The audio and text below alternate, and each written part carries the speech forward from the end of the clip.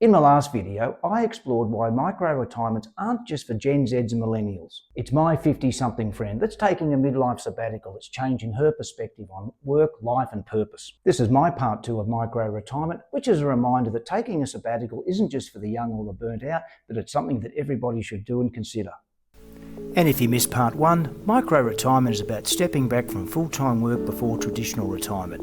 It could be early career as the Gen Zs and millennials are doing it, or for us more experienced folk, it could be mid or late career. So whatever the scenario is, it's an opportunity to recharge, reset, rethink your career path. In the case of my friend, we'll share what's behind her motivation to take a break, reassess her goals, reassess and recharge on life, which I think will be a journey that will resonate with a lot of you. And towards the end of the video, I'll share with you my experiences around how taking a career sabbatical changed my priorities forever. So be sure to stick around. Okay, here's the setup. My friend, whom we'll refer to as Sarah, is in her mid-50s. She's had a successful career, she's raised a family, and been the leading hand in the household. We recently caught up whilst travelling in Europe, where Sarah shared her story about her decision to take a late career sabbatical. In need of a circuit breaker and the opportunity to look at the big picture, Sarah cited the following reasons and key drivers that were behind her need to take a sabbatical. These included burnout and career fatigue, re-evaluation of her priorities, which focused on family and her personal happiness, health and life events, which I guess you could say were her wake-up call, changing identity needs, moving away from what she's been to what she should be and wants to become, and just simply a desire for a pause. And she told me something powerful. The break wasn't about quitting, it was about creating space. Space to think clearly, not be rushing to the next chapter. The space to actually be thinking, what's next for me? Sarah then went on to say after a lengthy career in her chosen industry or profession was that work actually became her identity. And she was ready to explore more about who she actually is, outside the job, outside the routine of going to work every day. And while she hasn't figured it all out, she has given herself the permission to explore. And I reckon there's something pretty powerful about that. And I wanted to share this story because it dawned on me that, you know what, I know a lot of people in their 50s who've actually got the same itch. And from a personal perspective, it was definitely the case for me, as I explained in the part 1 video, because taking an extended break enabled me to shape what my future was actually going to look like, rather than just be going through the motions like I was, feeling frustrated and potentially leading to burnout. And look, it didn't all happen whilst I was on the sabbatical or immediately following it. But by stepping away from what was the norm, it gave me the opportunity to focus on what was important for me rather than them.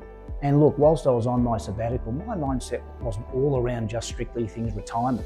It was about reassessment and redirection, most importantly. So what actually changed for me? Well, there was a couple of things. Firstly, after returning to work, the first thing I stopped doing that I was doing previously, after I'd wake up, I'd grab my phone, I'd check emails. Then I'd go for my morning walk, and guess what? I was planning my day about going to work. When I came back from the sabbatical, that completely stopped. I started listening to podcasts. I started doing things that were for me, personal interests, hobbies, might have been learning a language, listening to some interviews, that sort of thing. I just took the view that work can wait till I arrive there at 8:30, not starting at 6:30 in the morning like it used to. I started working business hours, not management hours. In other words, I'd get there at 8:30, leave at 5 o'clock, or pretty much close to it. And you know what? That actually worked in my favour, or to the organisation's favour, because I had a sense of urgency to get out the door because I wanted to actually enjoy my time, but I still had the commitment and work ethic to do what was right by them and finish what I needed to do for the day and then pick it up again tomorrow.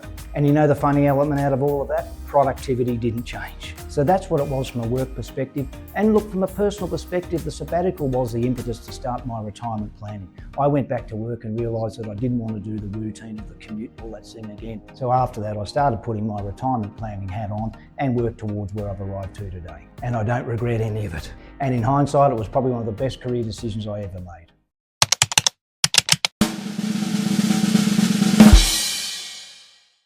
So Sarah's sabbatical is a reminder that you don't have to wait for a burnout or a crisis. You can choose to take a step back before the wheels fall off. And if you've missed the first video about micro-retirement, I'll link it above, and also there'll be a link below in the description box. The video lays out what micro-retirement actually is, and you know what? It could just be the best kept secret for 45-year-olds and upwards.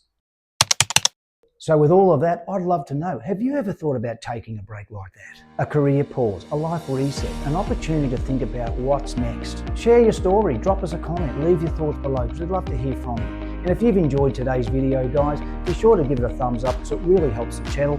Of course, hit the subscribe button because the channel's all about retirement, travel and having a purpose in life, real life experiences. Thanks again for watching, guys. Really appreciate it. And I'll see you in the next one. Bye for now.